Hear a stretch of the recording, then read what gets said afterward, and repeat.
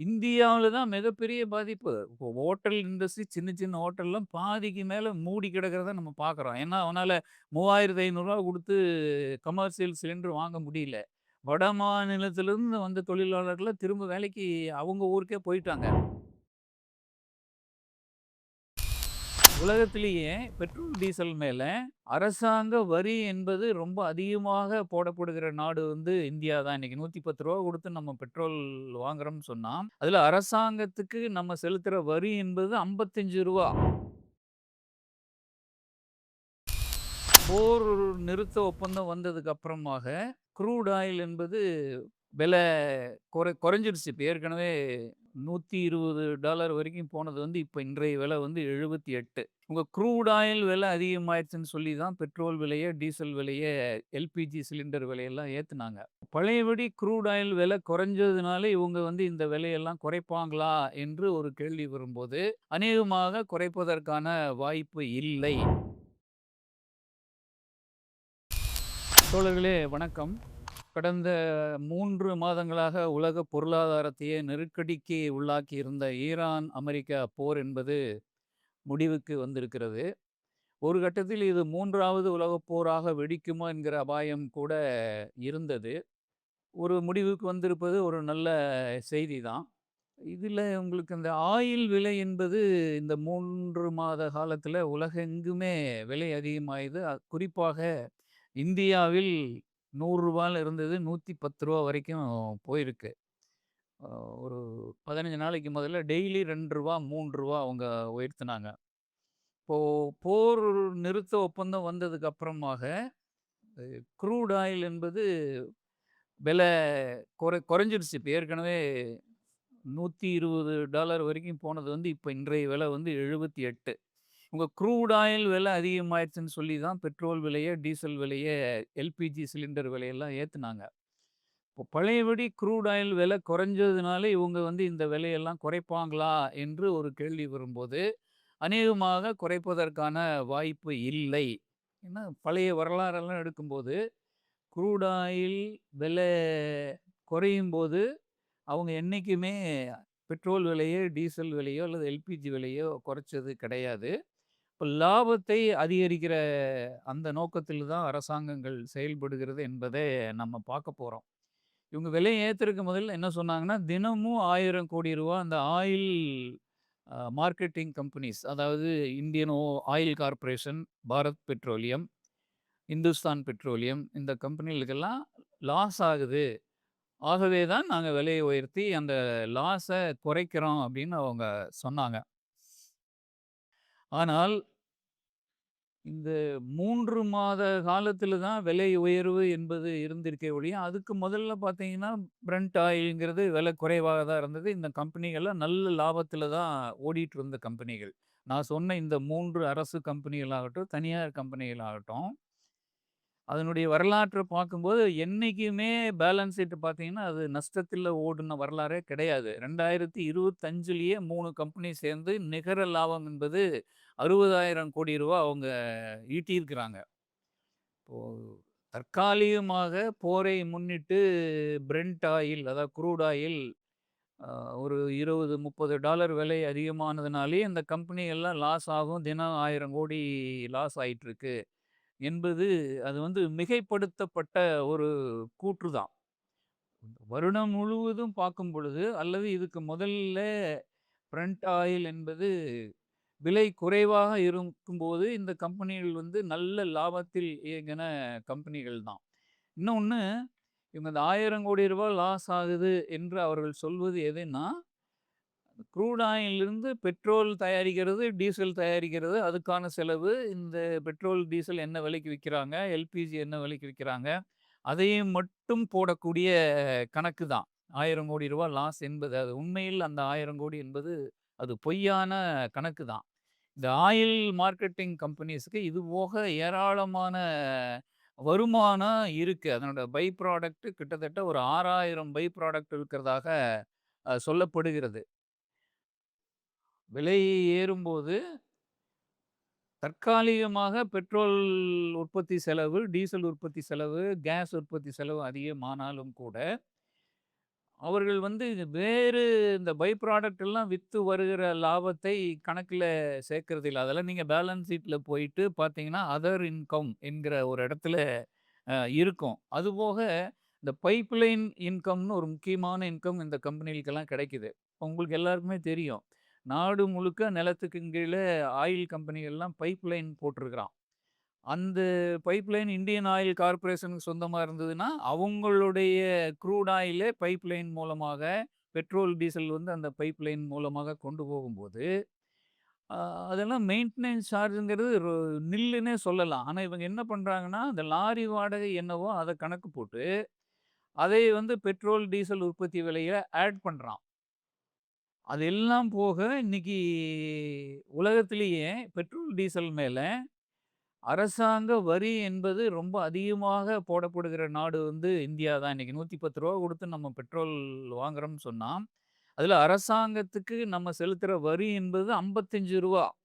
உலகத்திலேயே எந்த நாட்டிலயும் 50% வந்து பெட்ரோல், டீசல் மேல வரி போடுறதே வரலாறே கிடையாது. இவ்வளவும் போக தான் அந்த ஆயில் மேனுஃபேக்சரிங் கம்பெனி, மார்க்கெட்டிங் கம்பெனிஸ்க்கு வந்து லாபம் கிடைக்குது. 55% டாக்ஸ வந்து எடுத்துக்கிறாங்க. அரசாங்கத்துக்கு தான் அது வந்து போகுது. இந்த இந்த இந்த பைப்லைன் மூலமா நான் ஏற்கனவே சொன்னது மாரி நல்ல வருமானம் கிடைக்குது. அதையும் வந்து பெட்ரோல், டீசல் விலையில அவங்க ஏத்திக்கிறாங்க. அது அல்லாமல் இந்த அண்டர் ரெக்கவரின்னு இங்கிலீஷ்ல சொல்லுவாங்க. அண்டர் ரெக்கவரி என்பது வந்து நஷ்டம் கிடையாது. லாபத்தில் நஷ்டம் தான். இப்போ அ ரூ. 100க்கு அந்த பொருள அவங்க விக்கிறக்கு திட்டம் போடுறாங்க. ரூ. 90க்கு தான் விக்கிறாங்கன்னா, அந்த ரூ. 10 வந்து அண்டர் ரெக்கவரின்னு இவங்க சொல்றான். ஆனா, அதனுடைய ஒரிஜினல் காஸ்ட் வந்து ரூ. 75 தான் இருக்கும். ஆனா, இன்னும் ரூ. 15 அவன் வந்து லாபத்தில வித்தாலும் கூட, அண்டர் ரெக்கவரி அப்படிங்கிறது வந்து மக்கள் மத்தியில இந்த கம்பெனி எல்லாம் லாஸ்ல இயங்குதுங்கிற மாரியான ஒரு செய்திய பரப்புறாங்க. அது உண்மை கிடையாது. அதேபோல இப்போ இந்தியாவுல கிட்டத்தட்ட 3 மாசத்துலேருந்து 6 மாசம் வரைக்கான க்ரூட் ஆயில் வந்து எப்பவுமே ஸ்டாக்ல இருக்கு. இந்த க்ரூட் ஆயில்லாம் பழைய விலை $60, $70ல வாங்குனது தான். இப்ப $120 போன மாசம் தொட்டுது அப்படின்னா, அந்த அந்த இன்வென்டரி கையில இருக்கு பார்த்தீங்களா? அதுக்கும் $120ன்னு இவன் விலைய போட்டு தான் பெட்ரோல் உற்பத்தியினுடைய காஸ்ட் நம்மகிட்ட சொல்றாங்க. அது வந்து இந்த ஒரு தவறான கணக்கு. இதெல்லாம் எதுக்கு சொல்றாங்கன்னா, ஏற்கனவே இந்தியாவுல தான் உலகத்திலேயே பெட்ரோலும், டீசலும், எல்பிஜியும் மிக அதிகமான விலைக்கு விக்கிறது. மேலும் உயர்த்தினால் மக்கள் மத்தியில வரக்கூடிய கோபத்தை எப்படி சமாளிக்கிறது என்கிற கணக்கு போட்டு, அதனால தான் தினத்துக்கு ரூ. 1000,00,00,000 லாஸ் ஆகுது. ரூ. 2 ரூ. 3 பெட்ரோலுக்கு நம்ம விலை உயர்த்தினாலும் கூட, அது 150,00,00,000 தான் காம்பன்சேட் ஆகுது. இன்னும் லாஸ் தான் ஆகுது. என்று க ஒரு விலைவாசியே பெட்ரோல், டீசல் விலையை உயர்த்துவதற்கான செயற்கையா அவங்க சொல்ற காரணம் தான் இது எல்லாமே. இப்போ பெட்ரோல்ல இருந்து நான் ஏற்கனவே சொன்னது போல ஒரு 6000 ப்ராடக்ட் வந்து அதிலிருந்து தயாரிக்குது. இந்த கம்பெனிகளுக்கு அதெல்லாம் லாபம் தான் வருது. அது நான் என்னன்னு மட்டும் சுருக்கமா உங்ககிட்ட சொல்றேன்.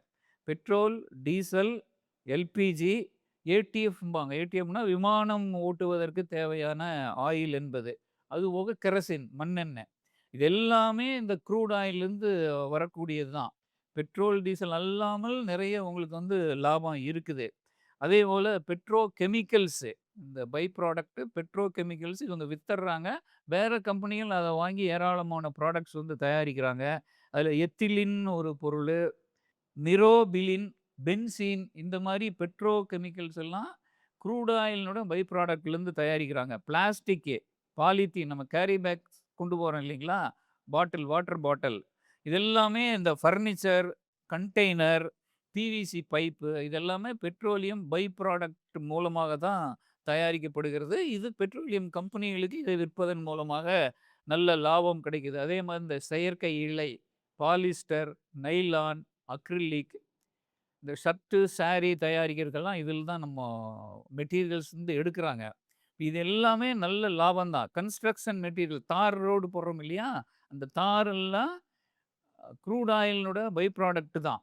ரூஃபிங் மெட்டீரியல், அதேபோல நம்ம சோப்பு, பெயிண்ட்டு, ரப்பர் இதெல்லாமே க்ரூட் ஆயிலினுடைய பை ப்ராடக்ட் தான். மருந்து தயாரிப்பதற்கு தேவையான கச்சா பொருள்லாம் இதிலிருந்து தான் கிடைக்குது. ஒரு டூத் பிரஷ், பால் பாயிண்ட் பண்ணுனா கூட இந்த ப்ராடக்ட்லேருந்து நம்ம எடுக்கிறது தான். ஆகவே பெட்ரோலியம் கம்பெனிகள் வந்து தினத்துக்கு ரூ. 1000,00,00,000 லாஸ்ல இருக்குது. நாங்க பெட்ரோல் விலைய உயர்த்துறது என்பது மக்கள் மத்தியில அ அந்த விலை உயர்வை மக்கள் வந்து கோபப்படாமல் இருப்பதற்காக மைண்ட வந்து செட் பண்றது தான் இந்த வேலையொழிய, இந்த கம்பெனிகள் 50% வரி கட்டுனது போக லாபத்தில தான் ஓடிட்டு நான் உங்களுக்கு ஒரு சின்ன எக்ஸாம்பிள் சொல்றேன். இந்த ஆம்னி பஸ் எடுத்துட்டீங்கன்னா, வெள்ளி, சனி, ஞாயிறு ஃபுல்லா ஓடும். Double charge பண்ணிக்குவான்.